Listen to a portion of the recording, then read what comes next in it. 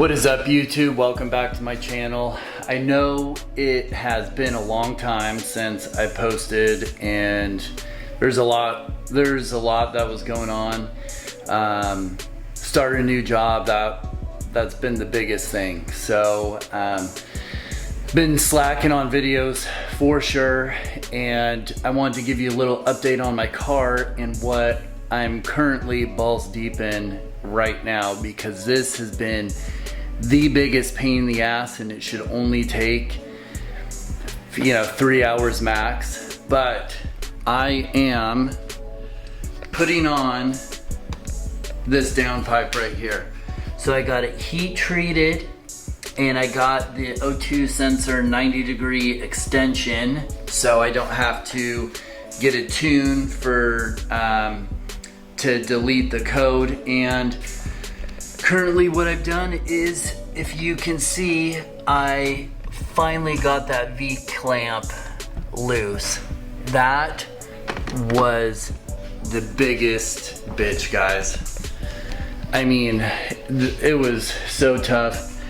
There is the bolt right there that I hacked. It is in 2 pieces. If it would focus, hold on, I'll put them on the ground. That is what's left. I don't know why it's not focusing, but anyway, it was really tough. But I'm gonna get this downpipe on, drive it for a little bit, and then put the stage 2 MHD tune on it, and I'll kind of bring you guys along with that. But little sneak peek, I don't know from my last video if you guys can tell anything, right? You got a little side skirt action, got the front lip, but I'll tell you more about that. But let's get into, I really want to finish this downpipe tonight and drive my car and see how it sounds, because this stock B58, I love it, but I need that aftermarket sound. So anyway, let's try and finish this job.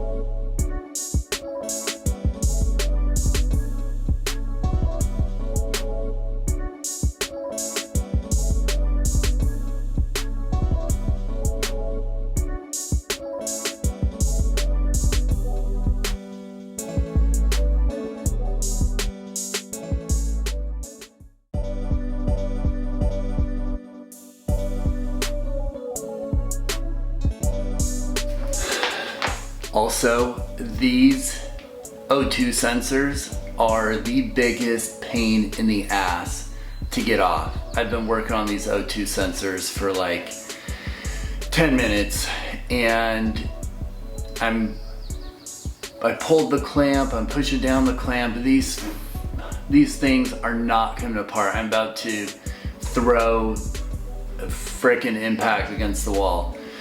But that's another bitch, is, first you gotta defeat that frickin' back bolt on that V-clamp, which is a total nightmare. And so I just ended up cutting off the V-clamp bolt. But, and then the O2 sensors. I mean, it's a bitch, guys. Get ready. You see a bunch of YouTube videos on, getting this downpipe in. If you have an older B58 you're trying to put that downpipe on, you better have a lot of tools ready, because it's a bitch. All right, I am so happy right now, but I finally got this bad boy out, and I got the CTS high flow cat, and I got that powder coated with the highest temp coating you can get.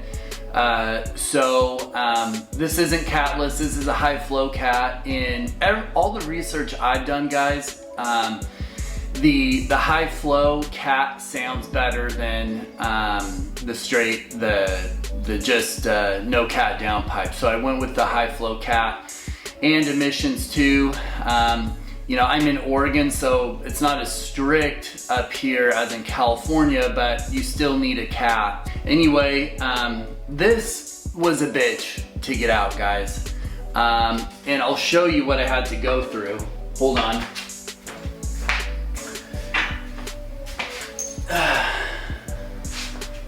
So, this is the clamp that was on there, right? And on the clamp, there is a bolt. It goes in the back and it sits like that, right?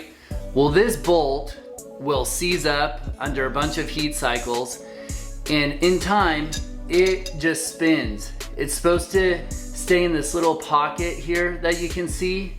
I don't know if you guys can see that, but it just spins in there. So when you try and take this thing off, it just spins and spins and spins. So I had to cut the bolt in half. And how I got there was, guys, first, I hacked the crap out of this spacer thing here. I hacked the crap out of that, and I almost damn near cut the bolt off because I was so sick of it. But cutting this little sleeve off helped a ton because it gave me some room and it loosened up the V-clamp where I could actually turn it on its side, and I could get to the bolt and cut it with a 90-degree, I'll show you the tool. And this is the Dremel tool that I used. It's a handheld battery one. I mean, it's not powerful, but it can get the job done, but it helps in those tight angles. So this helped a ton. But I want to say to all the owners, B58s, that you have a higher mileage car and it's seen some heat cycles, this is damn near impossible to get off. So if you guys have trouble with it, comment below.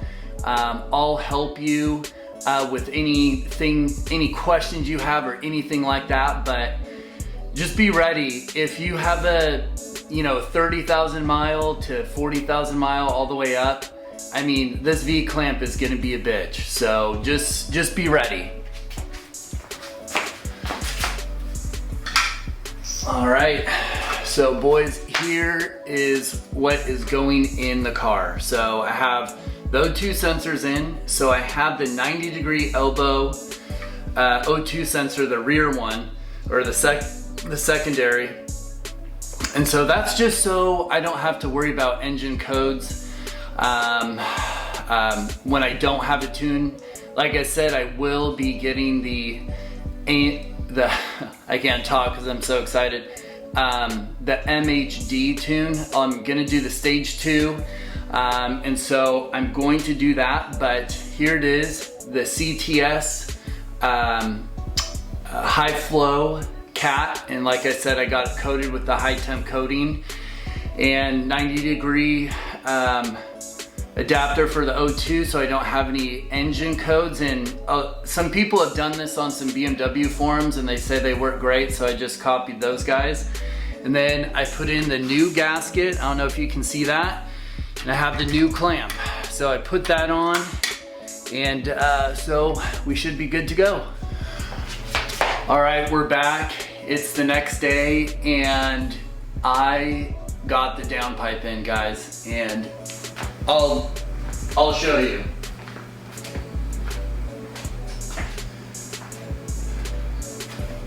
So, putting in this downpipe, you can do it yourself, but get ready. It's a pain in the ass, guys. I spent 3 days on this.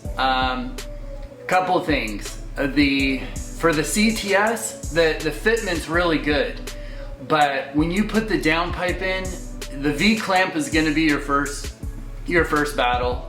O2 sensors are a little finicky. Then you're going to have to get a new V-band clamp and a new gasket. So I put a new V-band and a gasket on. Those are a must. And then putting the downpipe in. You got to wiggle the exhaust around. I just had to loosen up one bolt in where kind of the downpipe connects. I didn't have to unbolt any other exhaust parts, but it takes a while. But I'll show you the final product. So I still have to connect, but as you can see, there it is. Everything is tightened. I used, what do you call it, on the O2 sensors, anti-seize. There we go. So I put anti-seize just a little bit on the O2 sensors, and but just to give you a better look, I put the V-band clamp right here on this side so it's easy to maintain. But you know, if I'll put a light down there, so there it is. It's all in. I just have to snap in the O2 sensors, and then I'll give you guys a first start. Now my car has a stock exhaust. So when I start it up, I might get the M Performance muffler, but as far as an exhaust, we'll see how loud it is. But I am super excited because I'm ready for this car to sound really good. So let me button up a few things, and then I'll do first start for you.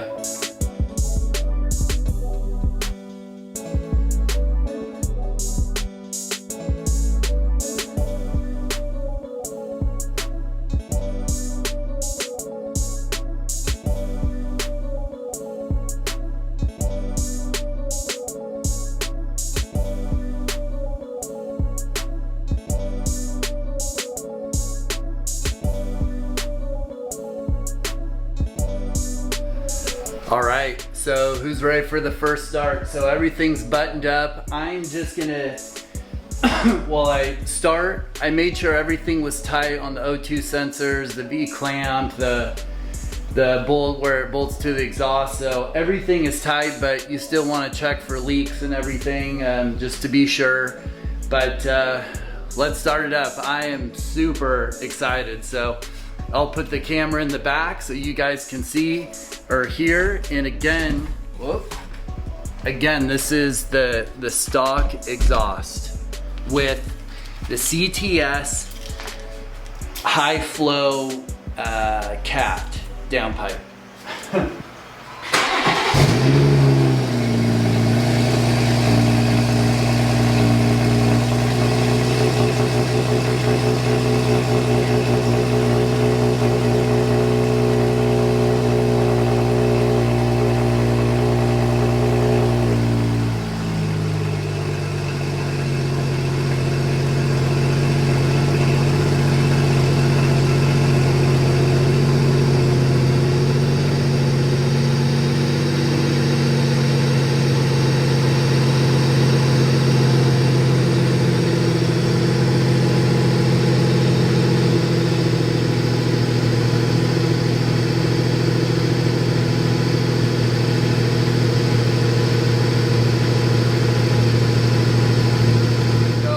Give you guys a couple reps. Just I will say though, the smell on the exhaust is so much stronger, so I can't even imagine having a catless. But here we go, a couple reps.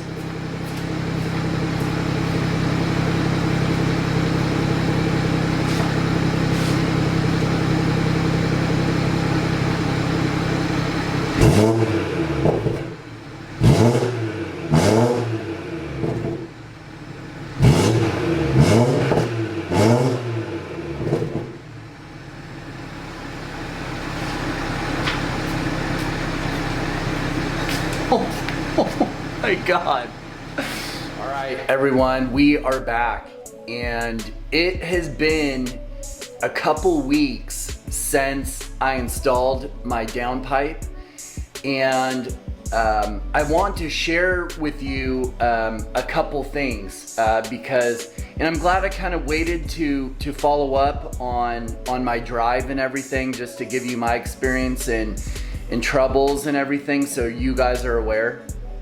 So first off, when you install a high flow catted downpipe on the B58 with this stock 340i exhaust, or whatever stock BMW exhaust your 40i BMW car came with, it's gonna sound, you know, it's gonna sound better, it's gonna sound good, but if you put like one of those burble tunes or anything from MHD or boot mode or any of those, you're not gonna get those cracks or pops.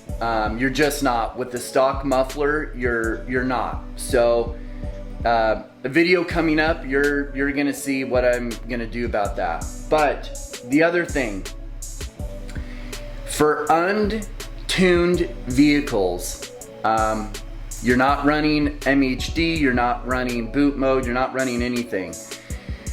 That 90-degree elbow that I put in the second bank of the downpipe, that will prevent your car from getting a check engine light. I drove my car for 2 weeks, didn't have the check engine light when my car was untuned.